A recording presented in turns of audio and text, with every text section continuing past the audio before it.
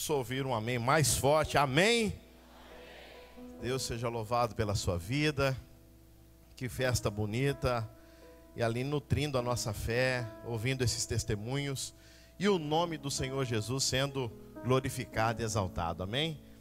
Que bom poder participar dessa turma. Cheguei agora há pouco com eles, mas foi bom sentir essa energia e todo mundo aí preparando para o segundo semestre. Como vários deles disseram no testemunho, aproveite a oportunidade para melhorar mais, amém? Você pode melhorar. Se você tiver um alvo de repente para melhorar 5% por ano, imagine daqui 5 anos, 10 anos, como é que você está, hein? Vai estar bom demais. Coloque um desafio para você em alguma área da tua vida. Eu quero compartilhar com você no tempo curto que me resta, na carta geral, 1 João, capítulo 1, quero ler com você a palavra de Deus e juntos meditarmos nessa palavra maravilhosa. 1 de João, capítulo 1, do verso 1 em diante. Gostaria de ler com você a palavra de Deus e trazer para nós aqui algumas verdades espirituais, ensinamentos, para que possamos sair daqui nessa noite mais abençoados, amém, povo de Deus? Possamos sair daqui nessa noite enriquecidos pela palavra, fortalecidos na nossa fé, redarguidos pelo Espírito Santo, amém? Diz assim a palavra de Deus. Pode deixar a sua Bíblia aberta no livro 1 de João, está lá no finalzinho já do Novo Testamento.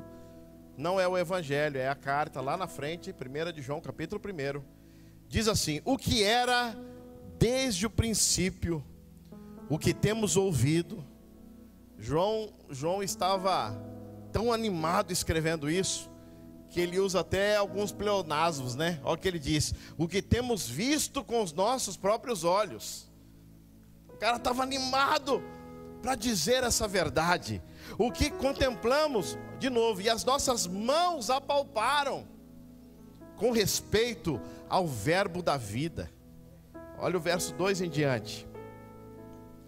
E a vida se manifestou, e nós a temos visto, e dela damos testemunho, e vô-la anunciamos, a vida eterna, a qual estava com o Pai e nos foi manifestada.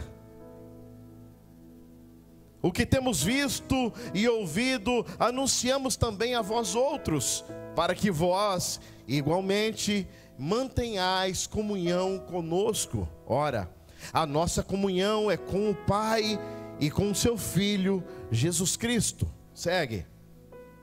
Estas coisas, pois, vos escrevemos, para que a nossa alegria seja completa. Ora, a mensagem que da parte dele temos ouvido e vos anunciamos é esta: que Deus é luz, e não há nele treva alguma.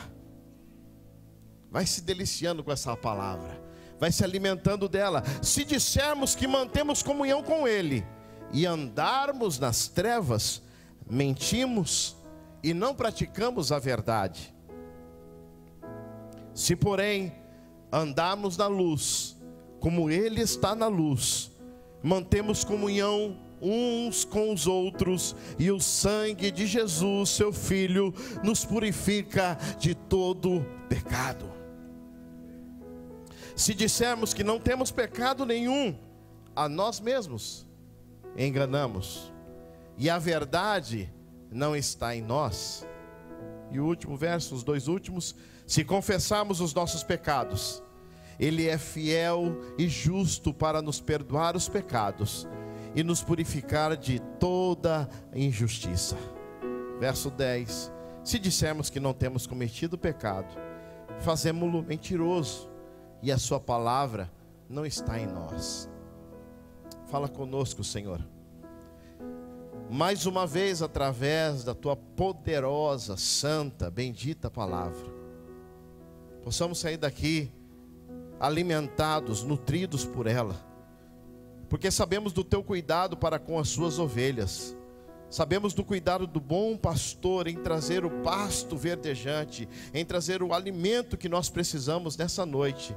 Em nome de Jesus, amém. O autor é o mesmo que escreveu o Evangelho de João. Escreve agora esse tratado teológico, escreve agora essa carta chamada de carta geral ou carta católica, no sentido da palavra, carta universal. Filho de Zebedeu, irmão de Tiago, apóstolo de Jesus, é aquele discípulo amado. Lembra Pedro, Tiago e João no barquinho?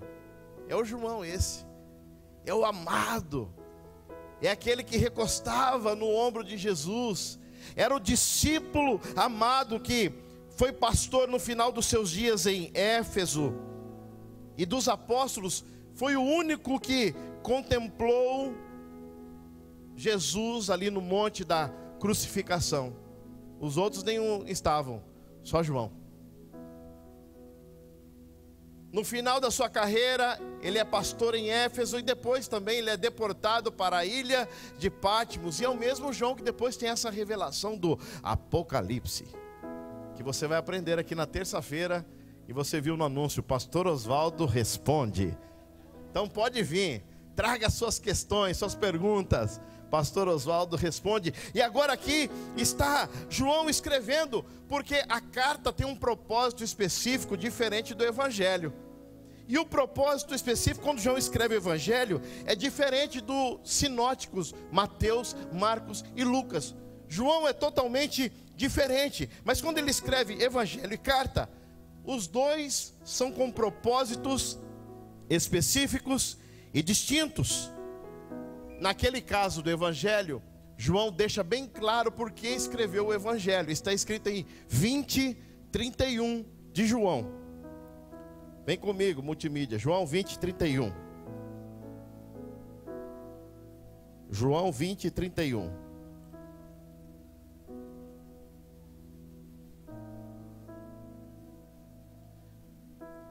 Esse é o propósito do Evangelho, olha lá. Estes, porém, foram registrados para que creiais que Jesus é o Cristo, o Filho de Deus, e para que, crendo, tenhais vida em seu nome.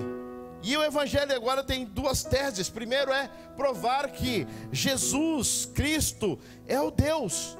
E para isso João deixa registrado os 7 milagres de Jesus aí no Evangelho: água em vinho, a cura do filho do oficial, o paralítico de Betesda, a multiplicação dos pães, anda sobre as águas, o cego de nascença, a ressurreição de Lázaro. E além disso, ele seleciona 7 expressões acerca de Jesus como eu sou, porque eu sou era o nome de Deus, era o nome de Jesus. E no Evangelho de João isso está muito marcado: eu sou a porta, o bom pastor, a ressurreição e a vida, o pão da vida, a luz do mundo, o caminho, a verdade e a vida, e a videira verdadeira. João vai escrevendo essas coisas, e quando chega agora na carta, o propósito é específico também, e está registrado no capítulo 5 de 1 João, no versículo de número 13. Olha o que diz: essas coisas vos escrevi, a fim de saberdes que tendes a vida. Ele estava escrevendo para confortar os irmãos.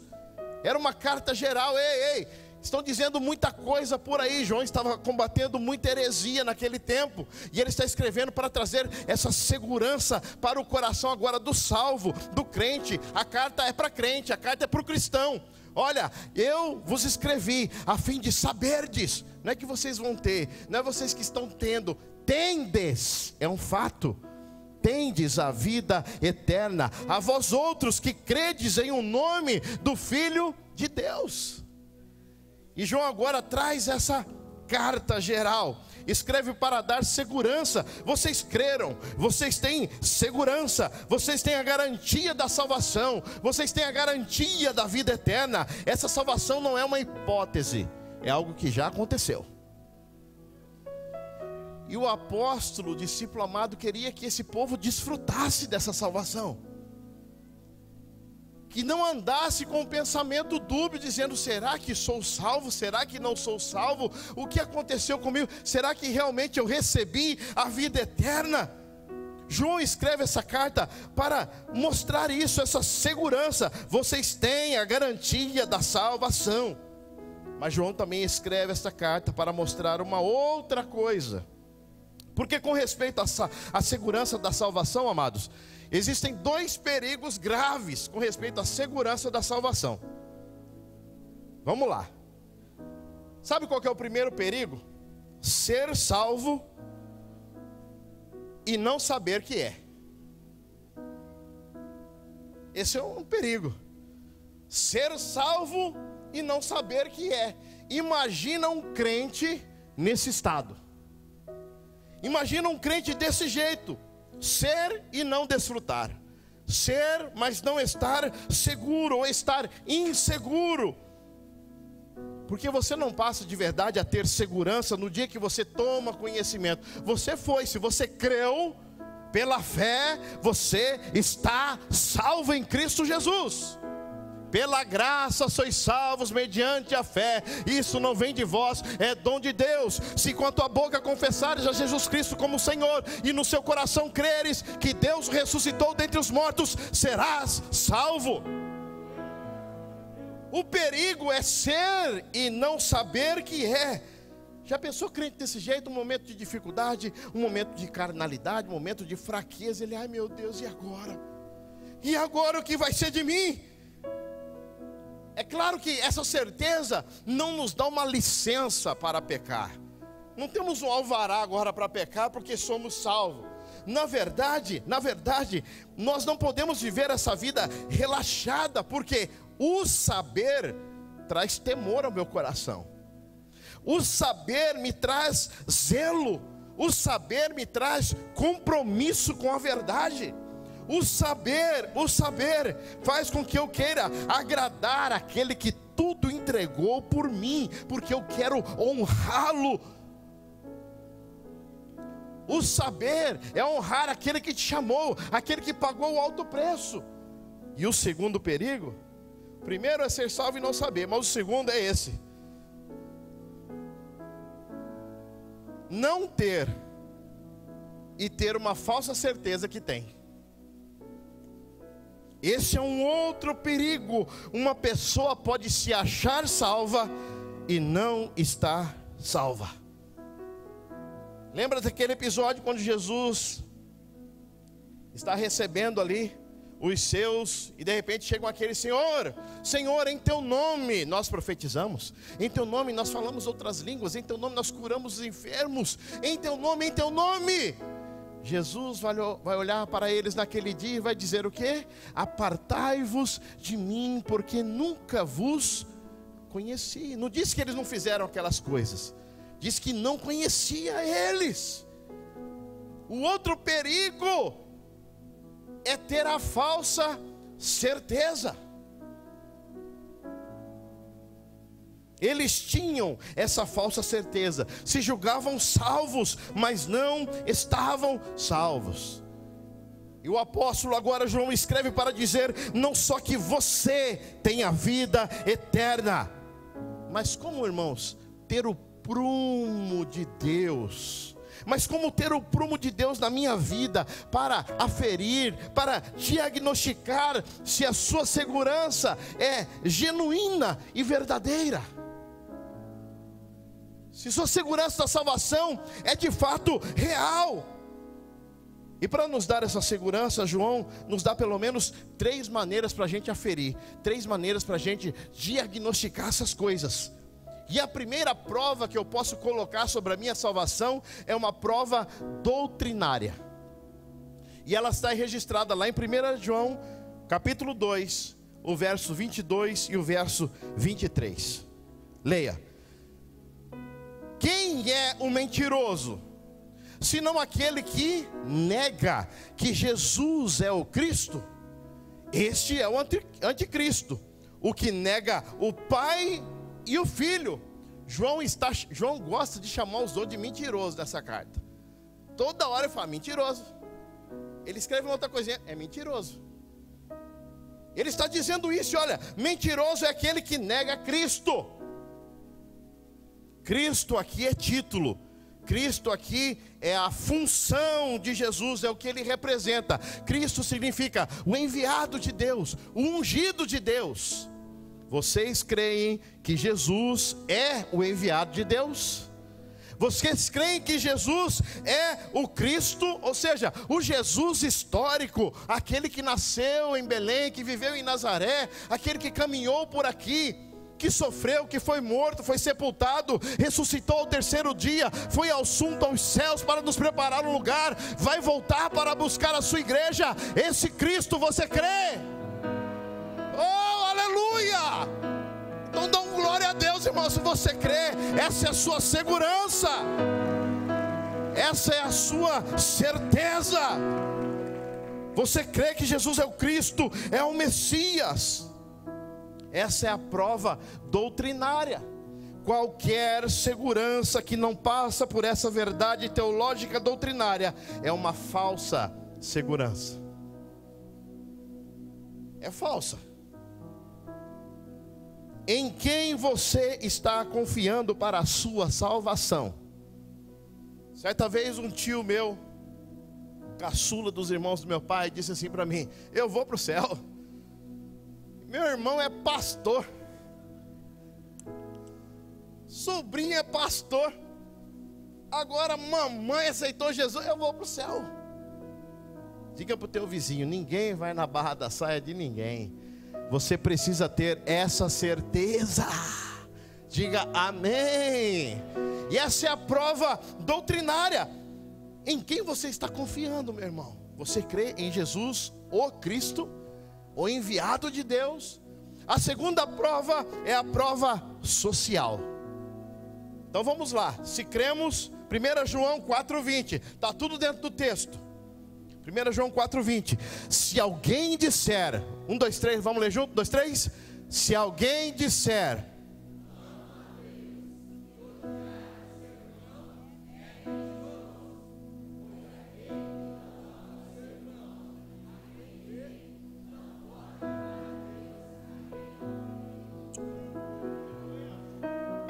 essa é a prova agora social. Ele repete: mentiroso. Se você fala que ama a Deus que não vê, mas não ama o teu irmão que vê, é mentiroso. É mentiroso. Ele é curto e grosso. Dá o recado. Aquele que nega que Jesus é o Cristo é mentiroso. Agora, aquele que diz que ama a Deus, mas não ama seu irmão, é mentiroso. Essa é a prova social. Tem uma doutrinária e agora uma social. Você tem certeza da sua salvação? 8, glória, 9. Você tem certeza da sua salvação? Muito bem. Então como é que você se relaciona com Deus e com o teu próximo? Porque nisso se resume a lei e os profetas. Amarás o Senhor teu Deus sobre todas as coisas, e ao teu próximo como a ti mesmo. Como que você se relaciona com o teu irmão? Como podemos dizer que vivemos de verdade esse evangelho da salvação, se às vezes não suportamos uns aos outros? Até lugar para escolher para sentar, a gente escolhe porque fulano está ali naquela fileira, eu não sento. Que evangelho é esse? Olha a prova de que você está vivendo ele de verdade. Uma prova doutrinária e agora uma prova social. Ninguém pode nutrir ódio no coração e ao mesmo tempo dizer: eu amo a Deus. Mas aquele fulano, pastor, não dá. Não, pastor, eu amo a Deus, mas fulano não tem jeito. Não tem jeito. Tem jeito. Você sabia que tem jeito, irmão? Pode ficar surpreso, embasbacado. Tem jeito. Ah, pastor, eu amo a Deus, mas o fulano, eu gosto de Deus, pastor, mas esse aí, Deus me livre. Mas esse aí, pastor, não dá. Raciocínio simples, irmão. Como você diz que ama a Deus, a quem não vê, mas odeia aquele que você vê.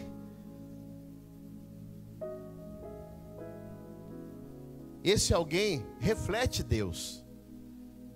E você só vai conseguir aceitá-lo, você só vai conseguir amá-lo, você só vai conseguir viver o Evangelho de Cristo se você enxergar primeiro Deus nele, se você enxergar Jesus nele, uma pessoa como imagem e semelhança de Deus também, como você. Ou você acha que é fácil de te aturar também? Todo mundo tem que gostar de você, mas você não pode se esforçar. Olha a prova de que se estamos vivendo de verdade nesse Evangelho. O meu próximo não é uma pessoa perfeita, diga graças a Deus. Não é, o meu próximo não é uma pessoa perfeita e jamais seremos, mas para amar o próximo com todos os seus defeitos, você precisa ver Deus nele. Mateus 25, do verso 41 em diante. Então o rei dirá também aos que estiverem à sua esquerda: apartai-vos de mim, malditos, para o fogo eterno preparado para o diabo e seus anjos. Porque tive fome e não me destes de comer, tive sede e não me destes de beber, sendo forasteiro não me hospedastes, estando nu não me vestistes, achando-me enfermo e preso não fostes ver-me. E eles lhe perguntarão: Senhor, quando foi que te vimos com fome, com sede, forasteiro, nu, enfermo ou preso, e não te assistimos? Que isso, Jesus? Então lhes responderá: em verdade vos digo que sempre que o deixastes de fazer a um destes mais pequeninos, a mim deixaste de fazer. E o verso 46: e irão estes para o castigo eterno, porém os justos para a vida eterna. Se amamos a Deus, se de fato somos cristãos, e se de fato passamos pelo crivo da prova doutrinária, cremos que Ele é o Cristo enviado de Deus, cremos que Ele morreu pelos nossos pecados, como estamos também nos relacionando com o nosso próximo? E a prova de número 3, prova doutrinária, prova social e a prova moral. 1 de João, capítulo 2, verso 4. O que diz a palavra de Deus? Aquele que diz: eu o conheço, e não guarda os seus mandamentos, de novo a paulada, é mentiroso, e nele não está a verdade. A prova moral então é o que, irmãos? Obediência. Você creu, você se relaciona, você obedece às leis, os mandamentos, você vive bem, abençoado, feliz, com problemas sim, mas essa segurança jamais vai abandonar você. Você tem essa certeza no seu coração. E João estava escrevendo à igreja, alimentando, nutrindo eles com essa palavra, dizendo: ei, fiquem firmes. Toda hora ele fala: filhinhos, filhinhos, filhinhos, filhinhos. E essa é a palavra para o nosso coração. 1 de João, capítulo 1, verso 6, que nós lemos no começo. Olha o que diz: se dissermos que mantemos comunhão com Ele e andarmos nas trevas, mentimos e não praticamos a verdade. Você que creu em Jesus precisa saber que você já tem a vida eterna. Não viva inseguro, não viva com medo, não viva na corda bamba, não viva atormentado emocionalmente. Será que sou filho de Deus? Será que vou para o céu? Para com isso. Diga para o irmão que está ao teu lado: stop. Para, irmão, com isso. Para com essa dúvida. Você pode ter essa certeza. Se você crê que Jesus é o Cristo, ama seu irmão e é obediente à palavra. Amém. Eu ouvi amém. Oh, glória! E a segunda parte dessa mensagem é uma pergunta: você é um cristão verdadeiro? Vou resumir bastante para a gente terminar. Você é um cristão verdadeiro? Você carrega evidências do novo nascimento? Pastor, eu ouvi, está lindo, eu gostei, mas essa parte de amar o irmão não dá. Essa parte de suportar o irmão não tem jeito, pastor. Deus sabe, eu tento, mas não dá. É o meu jeito, pastor. Eu já sei de uma coisa. Eu sou assim mesmo. Eu tenho os meus defeitos, pastor. Eu sou um crente meio carnal. Ah, é? Você é um crente carnal? E existe então, irmãos, uma disseminação de um ensino dentro do meio cristão que é totalmente equivocado com respeito ao crente carnal. O cristão verdadeiro vai pecar, sim ou não? Sim ou não? Pode cair em carnalidade? Sim, diminuiu sim. É correto afirmar isso, é correto, irmãos, mas não é bíblico falar de um estado de cristianismo que se chama carnal. Não existe tal coisa de um cristão que vive na carnalidade. Cristão peca. Cristão pode cair em tentação, pode estar em um momento de carnalidade. Agora, pode estar em um momento. Repetiu aí, Felipe, está errado. A última é assim, ó. Pode estar aí como estilo de vida? Pode permanecer aí? Felipe, estava bem, hein? Uma pessoa que vive continuamente na carnalidade, sem crescer, sem amadurecer, sem disciplina, sem se arrepender, é tudo menos um cristão.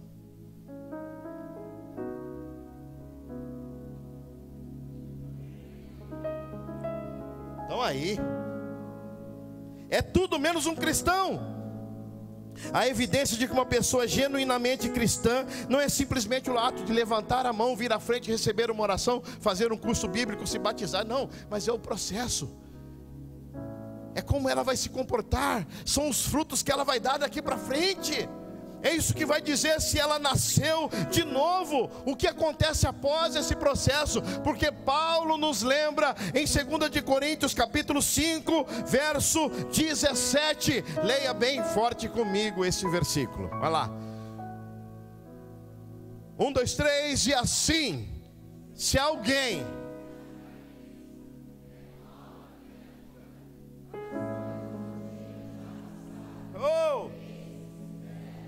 Aleluia! É nova criatura, nova criatura. As coisas velhas passaram, tudo se fez novo. Qualquer pessoa que de verdade está em Cristo é nova criatura. Ela não muda só de opinião, irmãos, ela muda o ser. É ontos a palavra, no grego é ontológico, é o ser. Ela muda de dentro para fora, literalmente, espiritualmente. Ela é de verdade outra pessoa. Ouviram os testemunhos? Em algumas áreas da vida, a salvação vem para mudar toda a área da nossa vida, qualquer instância da nossa vida. O Evangelho tem esse poder. A salvação é uma obra regeneradora do Espírito Santo em nossa vida. É por isso que há evidências de transformação na vida dele, na vida dela. É por isso que tem que ter transformação na vida dele, na vida dela. Porque a obra regeneradora provoca isso. Se eu tenho um porco aqui, alguém segurando ele com fome, e aqui do outro lado eu tenho um belo prato de comida, e do outro lado aquela lavagem especial, feita do melhor dessa terra. Quando você solta o porco, Pergunta qual prato ele vai escolher. Por quê? Porque ele é porco. Porque é a natureza dele. Se eu tivesse a capacidade de estralar o dedo e aquele porco se transformasse em um ser humano, e ele se visse ali no meio daquelas bolotas alfarrobas, como viveu o filho pródigo, diz que ele não comeu, mas sentia vontade, tamanha era a fome, jogado ali às traças, perdido, sem Deus. Se tivesse estralasse, ele virasse um ser humano, ele ia sentir nojo, vergonha até de estar ali. E eu acabo de descrever a nossa conversão. Um dia ele nos regenerou. Aleluia. Um dia ele nos recriou. Ele fez da gente uma nova criatura. Então a gente não quer mais o lixo. A gente não quer mais o lixo. A nossa natureza mudou. Mudou. Somos dele. Vivemos para ele, para honrar o nome dele. Foi para isso que ele nos chamou. Olha o que aconteceu com você. Olha o que aconteceu com tantas histórias que ouvimos hoje. Olha o que aconteceu com você que está sentado aqui nesse auditório. Quantos prostitutos, adúlteros, mentirosos, dissimuladores, alcoólatras, drogados, gente ruim. Mas olha o que aconteceu contigo. Dá uma olhada agora e olha o que aconteceu com você, meu irmão. Ei, quem muito recebe, muito agradece. Quem recebeu muito, glorifica muito. Quem recebeu muito, vibra muito. Quem recebeu muito, celebra muito. Ele nos fez nova criatura. Ele nos chamou, Ele nos escolheu. É por isso que a obra de Deus na salvação é muito maior do que na criação. Porque a obra de Deus na criação é ex nihilo, é do nada. Deus fez do nada através da sua palavra. É maior o poder na salvação, porque Ele pega uma massa pecadora, pecaminosa, longe dEle, que não quer Ele jamais. Toca, regenera, dá nova vida e transforma aquela massa pecadora agora em nova criatura. Você foi salvo do mundo, amém? Para estar no mundo, por enquanto. Você foi salvo do mundo para estar no mundo, mas não pode amar o mundo.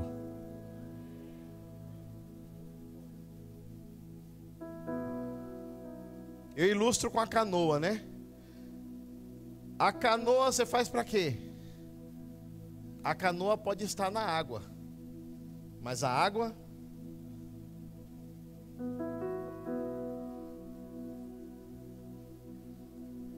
porque se ela entrar na canoa, meu irmão, tchau. A minha primeira experiência de pesca que meu pai me levou, eu derrubei ele da canoa, porque eu fiquei tão alegre de ter fisgado o meu primeiro peixe, que eu fiz uma algazarra na canoa para puxar o peixe, que foi todo mundo para a água. Aí ele já me deu uns tapas na cabeça, já puxou esse cabelinho bem daqui assim, ó, levou eu lá para o barranco, fiquei com o pé até aqui, pescando lambari. A canoa pode estar na água, mas a água não pode entrar na canoa. Quem entendeu, diga amém. 1 de João capítulo 2, verso 15 ao 17. Vamos lá. Me ajuda, mídia. Não ameis o mundo, nem as coisas que há no mundo. Se alguém amar o mundo, o amor do Pai não está. Não é a natureza não, viu gente? É o mundo, é o sistema, é aquilo que conspira contra você, aquilo que quer te seduzir, aquilo que quer roubar o teu coração da presença de Deus. É isso, não amem essas coisas. Verso 16: porque tudo que há no mundo, a concupiscência da carne, a concupiscência dos olhos e a soberba da vida, não procede do Pai, mas procede do mundo. E o verso 17: ora, o mundo passa, bem como a sua concupiscência, aquele porém, leia aí, meu irmão, tem que ser você essa pessoa, tem que ser você, tem que ser a gente, somos nós. Aquele que faz a vontade de Deus permanece para sempre. Aleluia! Porque a nossa natureza pecaminosa já está declarada na palavra de Deus. Nós somos pecadores, apesar de ter recebido de Deus um novo nascimento. Somos pecadores. E esse pecado, irmãos, quando não confrontado, quando não somos libertos, quando não caminhamos para nos libertar dele dia após dia, ele vai enganando a gente, ele vai enganando você sorrateiramente. O pecado engana. Olha os perigos do pecado. Ele tem a tentativa de enganar, primeiro, os outros. 1 João 1,6. 1,6. Se dissermos que mantemos comunhão com Ele e andarmos nas trevas, mentimos e não praticamos a verdade. Quantas vezes tentamos passar uma imagem de quem realmente nós não somos? Quantas vezes, como disse aqui quinta retrasada, somos mestres do véu, gostamos de colocar um véu para aparentar aquilo que realmente, aquilo que nós não somos. E se as pessoas que estão sentadas do seu lado soubessem quem é você de verdade, continuariam com você? Continuariam sendo suas amigas, seus amigos, confidentes, seu?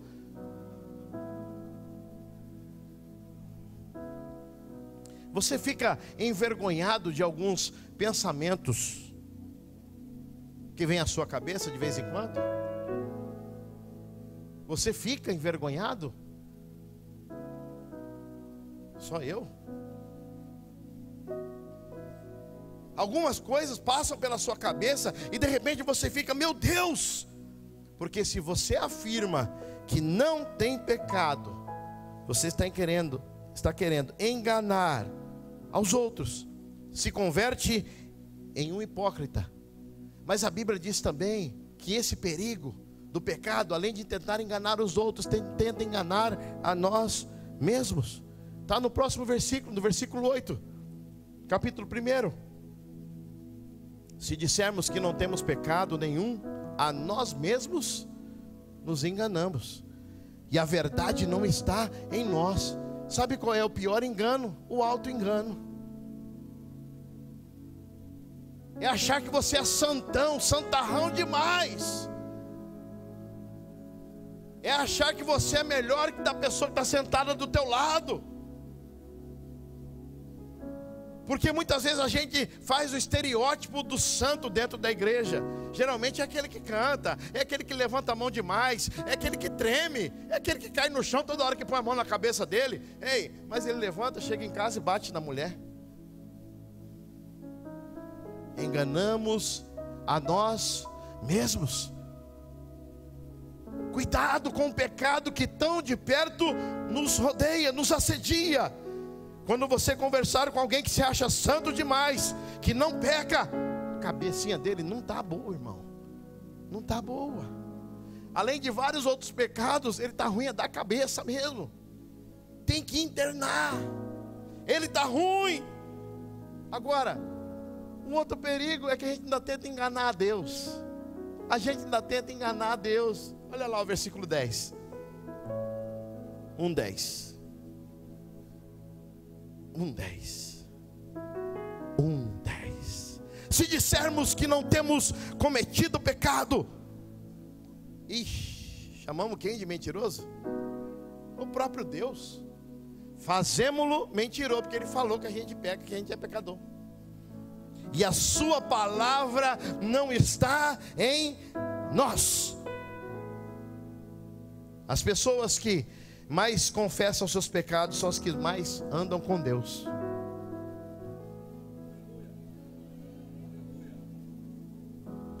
Quem está longe de Deus, nem consciência de pecado tem. Está bloqueado. Há uma muralha, há um abismo. Está com coração de pedra. Quanto mais perto da luz você chega, mais você vê a sujeira da sua alma. Quanto mais perto da luz você está, mais você vê a sujeira do teu pecado. Irmão, irmã, depois de falarmos tudo isso sobre a salvação, sobre essa segurança, sobre esses crivos, se o pecado não te incomoda, se o pecado não te deixa angustiado, é porque você está em trevas. Cuidado, cuidado. Por isso muitos em nosso meio, pensando que estão em comunhão com Deus, é a falsa certeza.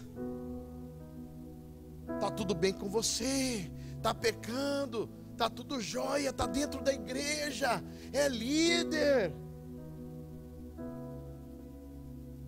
Conversei com uma pessoa esses dias a respeito de um problema muito pessoal e sério, e ela disse: pastor, como eu, tem vários na igreja e é membro. É mesmo, irmão. Mas a palavra que João estava trazendo aqui era para dizer: ei, quem tem a certeza tem. Fica tranquilo, guarda isso no teu coração. Ei, mas eu escrevo essas palavras aqui para que vocês pensem se tem. Se tem. Como disse Paulo: ei, examinem a vocês mesmos para ver se vocês de fato estão na fé. Porque 1 João, depois do capítulo 2, vai falar assim: eles estavam com a gente e foram embora porque não era daqui mesmo. Porque se fosse daqui não teria ido. Terça-feira você vai descobrir porque que muita gente vai ficar dentro da igreja. Porque não leva a sério. Porque brinca de cristão, brinca de religioso. De religioso todo mundo brinca. Mas brinca de ser um cristão, de ser um salvo em Cristo Jesus. Tentamos enganar a Deus. Pastor, e como resolver isso? Você precisa restabelecer a sua comunhão. Você precisa se religar primeiro com o teu irmão. 1 João capítulo 1 verso 7, com o teu irmão. Mantemos comunhão uns com os outros. Como é que eu mantenho? Vindo para a luz, deixando que a luz revele tudo que está ruim dentro de mim, toda a minha falha, todo o meu pecado, todo o meu erro. Sabe por que a gente briga tanto dentro da igreja? Sabe por que a gente dá tanta cabeçada? Sabe por que a gente não entende a palavra comunhão? A gente entende comunhão. Sabe por que isso acontece dentro da igreja? Porque a gente magoa o outro, porque a gente é magoado, porque a gente discute, porque a gente até puxa o tapete dentro da igreja. Pastor, o pessoal puxa o tapete dentro da igreja. Puxa. Sabe por que essas coisas acontecem? Sabe por que nos decepcionamos com os outros e os outros se decepcionam com a gente? Porque não andamos na luz.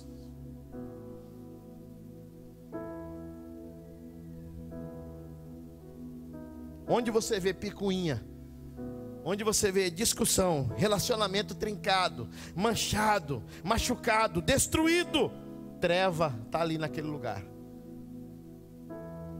Quer resolver o seu problema? Anda na luz. Quer amar de verdade o seu irmão do jeito que ele é, com todos os defeitos dele? Anda na luz. Ande na luz. Resolva o problema com o teu irmão. Segundo, resolva o teu problema com Deus. Pastor, como é que eu resolvo o problema com Deus? Está no versículo 9. 1 João 1:9. Se confessarmos, que alívio, os nossos pecados, Ele é fiel e justo. Não dá para discorrer mais, porque justo aqui não perdoa, só pratica a justiça. Mas Ele é fiel e justo para nos perdoar os pecados e nos purificar de toda injustiça. A palavra confessar aí no grego é um homologel, que vem o homologar, concordar. É você está dizendo para Deus, quando você confessa: eu concordo que sou pecador, eu concordo que sou falho, eu concordo, Jesus, que eu erro, eu concordo que eu não tenho sido leal, eu concordo que não tenho sido santo, não tenho sido fiel, eu concordo. Homologar, concordar, se confessar, se você concordar com isso, Ele é fiel e justo para te perdoar. Dê glória a Deus por isso, meu irmão. Dê glória a Deus por isso, porque essa é a oportunidade que Deus nos dá nessa noite, nos libertarmos dessas coisas que nos amarram dentro do Evangelho e vivemos uma vida leve diante de Deus, santa, digna.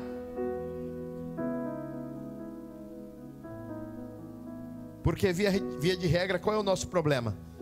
Adão, onde estás? Ah, Senhor, essa mulher que o Senhor trouxe aí, ela que é o problema. A culpa é dela.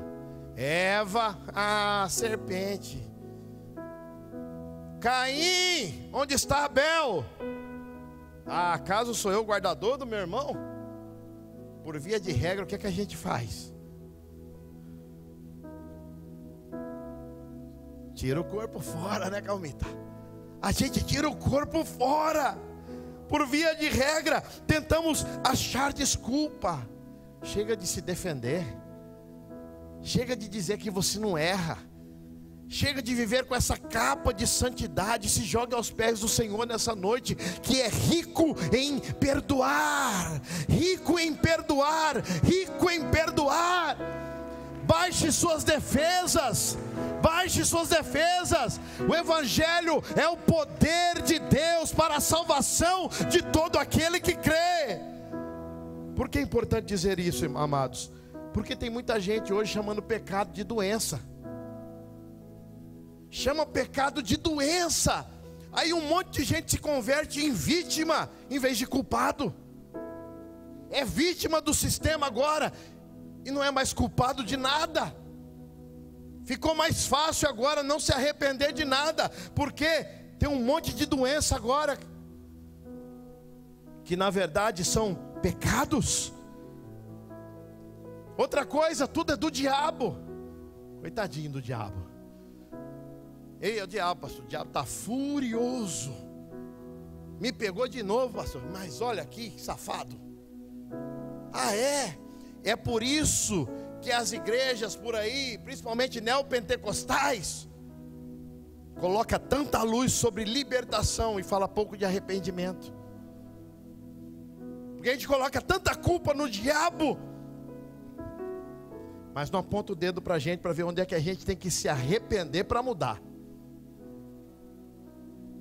E a gente precisa muitas vezes não é de libertação, é de arrependimento. Arrependimento para mudar, para vencer, meu irmão.